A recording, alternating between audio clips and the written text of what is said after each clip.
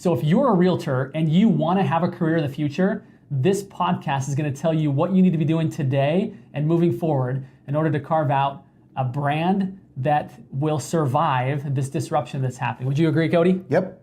Good stuff. Cody Martens here with Top Left Creative, just a great marketing mind. We share in this podcast, in this recording, we share with you what those steps are. Look forward to hearing your feedback.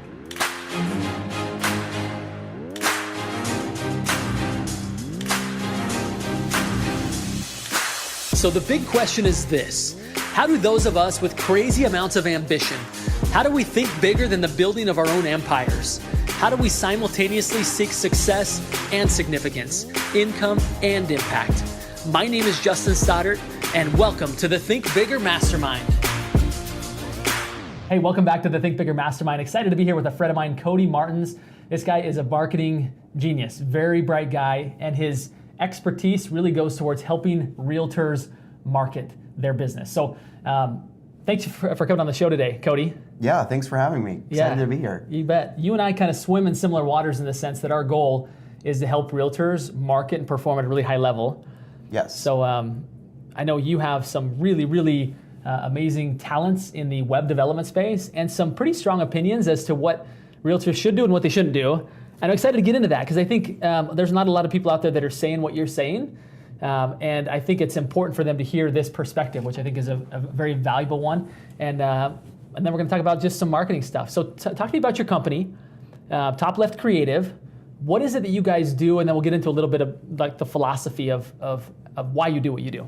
Yeah, absolutely. So Top Left Creative is a marketing company. We are basically a web design and content creation company. And our goal with all of our web design and our content creation is to help realtors and loan officers create, grow, and deepen the relationships they have with potential and existing clients so that they can basically kind of create their own tribe of people who want to work with them and refer them and kind of get away from the cold lead generation, expireds, FSBOs, that kind of thing. And I have a, whole host of reasons why I don't think that that's a great way to go for most people. Okay. But yeah, that's kind of the basics of what we do. So at the foundation, it's really built for people who want to do business by referral. Absolutely. Very relationship based. Yep. Because there's two, very different models, and I think oftentimes different personalities lend themselves to those two different models. Absolutely. One's not bad, one's not necessarily better than the other, but I think some of us are wired to be very relational. And to your point, that when you say, okay, I want to really build a business by referral, with that comes some great opportunities, but also some challenges that I see realtors facing a lot. This challenge of staying relevant in between the times that your client needs you, which sometimes can be 5 to 7, 10 years, right? Yep. How do you stay relevant during that time frame? I know one of the big things that people talk about is, well, you've got to stay top of mind. And I know one of the ways is to put people on email drip campaigns. And I've joked with a friend before, he actually said, getting dripped on isn't something that sounds good. It sounds like you need to fix your roof. Like I don't want to get dripped on, So there's this kind of age-old philosophy of just send them emails. And I know for me, when I get to the end of the day, I don't judge how good my day was based on how many emails I got. The more emails I get, that doesn't mean my day was better. You know what I mean? Yep. So there's this component of staying top of mind without necessarily being part of the noise, right? Yep. And I think a lot of agents have this challenge of, I know I need to create content that's engaging, that's interesting, that's not me just selling myself all the time. But I already wear 25 hats as a realtor, and now you want me to add one more, which is a copywriter, right? And a blogger, and most of them right there don't do it. And so it doesn't happen. Yep. So here's the thing. The great thing about the world that we're in today is that there are so many different ways to win, right? There are so many different paths that get you to where you want to go. And as a realtor, you are out and about all day long. You're constantly talking to people. You're constantly doing things that would be relevant to your audience, to your clients, informative, engaging, funny. You can capture those moments on video. You can capture those moments on audio. You don't have to sit down and commit an hour a week to writing a blog post. So I work with realtors all the time, and they are constantly struggling. The number one reason why somebody comes to us and we ask, what's your problem? How can we help? And they say, I don't have the time and I don't know what to say. And so we help with those two things, but any realtor is already doing most likely everything that they need to do to be successful and to create that content. All you have to do is get your phone out and document. Gary Vaynerchuk has been saying a lot lately, document, don't create. So just going through an open house, showing a house to a client, seeing something funny like a tiki bar in the basement of a house, like funny things like that just get people to kind of bring themselves into what you're doing and get to know you more. The thing about real estate, and especially when you're selling, not only you're selling, but when you're working by referral, is that you shouldn't have to sell yourself. You should. Other people are doing it for you, ideally, right? Other people are doing it for you. And not only that, but the things that you are doing that are not sales driven, are not like, list with me, buy with me. Those are the things that are going to make people want to know, like, and trust you. And we work with people that we know, like, and trust. Right. So it's kind of an easy, the content that you create with the things that you're already doing it's a really good fit for people who run their business by referral. Right, and so what you found is that people have this writer's block, this mindset block of like, yeah, I'm hearing all the experts tell me that to not be on Instagram, to not be on Facebook, to not have a blog is like putting money into Blockbuster Video. Like at some point, my old-fashioned ways are gonna start to have a diminishing return. Yep. But there's this breakdown again. So how do you guys solve this, help agents solve this problem of the content? You're telling that there's one way to do it, which is to simply document what you do, which I love. And let me rant on that a little bit, is that oftentimes agents, they're like, I don't know what to say. I'm like, wait a minute, you talk for a living. All day long, you email, you speak, and people are like, oh my goodness, that's great advice, thank you. And you talk to people your clients are asking you a million questions as you're going through the process. They're literally feeding you exactly what you need to be talking about. Totally.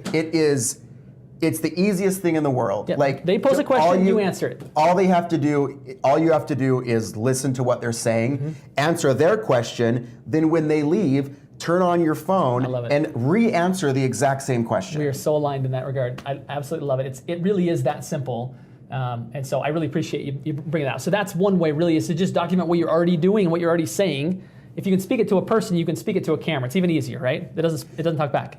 Yeah, well, yes. Mentally, it's not easier. Right. It is more difficult because people are afraid of the camera. It's easy for them to talk to someone. And if that's honestly easier, then you know what they should do is do exactly what we're doing right now. Talk to someone. Just have your camera set up.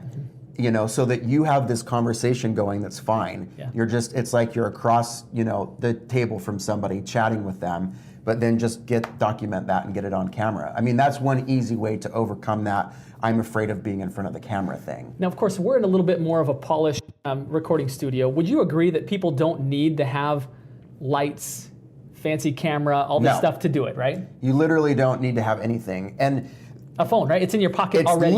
Everything that you need is in your pocket. I mean, if you have an iPhone, you have one of the best cameras that is being made right now. I mean, I have a very expensive, over $1,000 DSLR, and it doesn't even shoot in 4K, and my iPhone 10 does. Interesting. It won't even shoot high frames per second to make slow motion, and my iPhone 10 does. Hey, your camera's sitting over there and we're using my iPhone to record this, right? Yeah, exactly, right? So you don't need fancy equipment. And even when I got started, I was like, I need to have all this fancy stuff, I need to have this. You can have the nicest equipment in the world and you can sit down in front of that nicest equipment and you'll feel just as weird as you will sitting in front of just your iPhone. So it's not gonna help, yeah. Yeah, it's not gonna help, but you have all the equipment you need. The point is just to start. The point is just to do it. The people that are winning, the people that are doing it, they're not experts.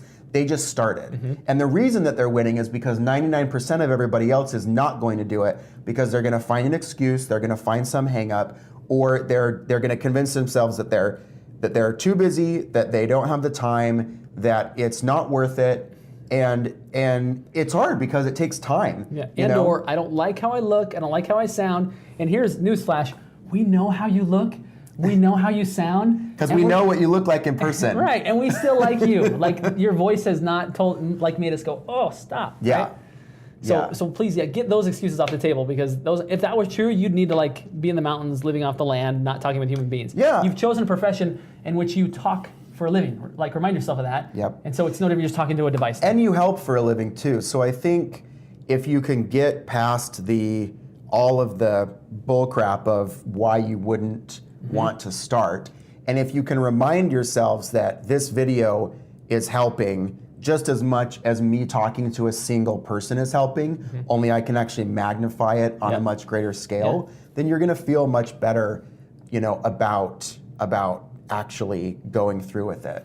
See, I love it. It's an amazing form of leverage. I was going to take my family to Great Wolf Lodge, and you know a little bit about my family, that we about fill up that pool, and that's a big pool. But I'm like, shoot, I'm going to be out, and I have a pretty regular routine of content. I didn't want to be doing that when I was there. Yeah. And the amazing thing happened when I got back. People had been seeing my face on their computer screen and their phones the whole time I was gone. Yeah. I was going down slides with my kids. Yeah. They were watching my face. Same thing can be true with you as realtors. Is if you actually want a vacation once in a while, if you actually want to take some time off, creating video will give this impression that you're present, you're working all the time, which isn't humanly possible, but it gives that feel because your face is speaking and talking to their face even when you're with your family, right? Yeah, we just wrote a blog post yesterday about why you should blog for your real estate business. And I mean, that's a form, blogging, video, audio, it's all a form of marketing. And one of the main reasons why we said it's important is because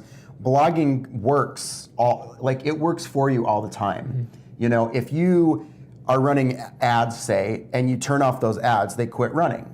But your blog continues to last forever, 3, 4, 5 years down the line. I wrote a blog post 4 years ago that accounts for the majority of the traffic on our website. And I wrote it 4 years ago, and it continues to work, and it continues to bring people to learn more about Top Left Creative because of the work that I put into it at that point. And so to your point, creating this video and this content that works for you constantly, and you create this library of invaluable content, whether it's on a YouTube channel or whether it's on your Facebook page or whether it's on your blog or whether it's on your Instagram account or Snapchat or whatever it is. Yeah, whatever the method of distribution is, just start creating the content, right? Yep. So question for you, when you were writing this blog post that now fast forward 4 years later is having a massive impact, did you think at that moment, holy crap, this is going to be a game changer? This is big. This one is going to, 4 years from now, people are still going to be talking about this. Did you think that, or was it this is just another blog post? It wasn't necessarily that this is just another blog post. I put a ton of work into it. It's 37 mortgage social media ideas. And so I went through and found 37 examples on Facebook of social media posts from a loan officer or a mortgage company that people could do. And then I wrote a tip for each one, how to make it better. Put some time into it. I put some real time. I mean, it's probably 10, 12 hours worth of work. And I knew it was going to be a big thing. I didn't know that we were going to rank #1 in search engines for the term mortgage social media for the last 3 years, and that we were going to maintain that spot for all this time. Because of that one post. Because of that one post. And I can tell you that one post has accounted for maybe at least 10 clients for us, Yeah. So, I mean, if you take the 10 hours of work and multiply it by the 10 clients that we get that pay us every month for us to help them, I mean, that was definitely a lucrative thing. But it took time, It was probably a year and a half after I wrote that before it appeared on the first page, and so it takes a lot of time, and that's the part that most realtors get frustrated about in this world that we live in of instant gratification. And there are so many people out there telling you about lead generation, and I'm also a realtor, and so I get ads targeted to me as a realtor on Facebook. I see what you see, and I know what is being peddled to you. You know, are you tired of old stale leads, or do you want more business? You know, here's a screenshot of the 100 leads that I got for somebody from my Facebook lead ads, and they only cost $1 a piece. And that's great. That's a great form of running business. I advocate Facebook ads. We run Facebook ads ourselves. But once you turn them off, they're done. Yeah. You know what I mean? Yeah. And some people aren't wired to be that type of person. And we live in this world where I think you feel bad about yourself if that's not how you want to run your business. And so one of my biggest things that I'm trying to tell people is like, it's okay if you want to build your business by referral. You don't need to jump on the lead generation bandwagon, and you don't have to feel bad if you're not good at it, because that's just not your personality type. Be you, be authentic. You're going to win if you're true to yourself and do what you know how to do. 100% agree. Oftentimes, you know, you'll get people that say like, well, what should I say about my business? Here's one common mistake that I see, right? I see agents who they've simply almost taken every post, or all too many of their posts feel like a flyer for the house. To where it's like, let me talk about 3 bedrooms, 2 bath, quiet cul-de-sac, great schools, kitchen updated. And it's like, you've narrowed your audience to be so small. People that are interested in that school district, that neighborhood, looking for that size home. I mean, it really is the RMLS that someone's reading to you, which is not interesting. No. Right? So I always ask agents, I say, did you get into the business because of houses, or is it because of the stories of the people and people you're able to help? And like 10 times out of 10, I hear people say, I like houses, but what keeps me is the stories of the people. I was like, perfect. Then your marketing needs to stop being about houses, because that does not interest anybody. And except for that 0.5% that's shopping for that house in that neighborhood that day. Yes, your job as a realtor is twofold. It's to sell the house, and it's to sell yourself. Be entertaining, engaging, educational, right? And there are many ways to sell a house, and there are many ways to sell yourself. You have to know when to do which. And when you're on Facebook with all of your friends and family and people who know you, you need to be selling yourself. And when I say sell yourself, I do not mean list with me, buy with me posts all the time. Look how great I am. You need to be helping people become attached to you, get to know you, get to like you. You know, people will follow you on social media because of you. And you need to remember that you're a person, and that people respond to people, and that they want to see you. And sure, you can share a really amazing listing here and there, but if all you do is share listings, you're not giving your audience a reason to follow you. You're giving 0.1% of your audience at any given time a reason to follow you, who may be interested in a listing that you show. But you shouldn't be marketing to 0.1% of the people on your Instagram account. You should be engaging with and talking to as many of those people as possible. And so as an example, one thing that we've instituted at Top Lift Creative is we send out a text multiple times a week to our clients, and it's a quick social media tip. Hey, stop what you're doing right now, go onto Instagram, search this hashtag, find some pictures that you like, and comment on 5 photos. It's quick, it's actionable, it's something that gets them out of all of these big things, and it's one simple thing that they can do. Go do this now, go. Go do this one thing now that is honest and true and engaging and authentic, and helps people know that you're an actual human being behind this account. And that's who you like to follow.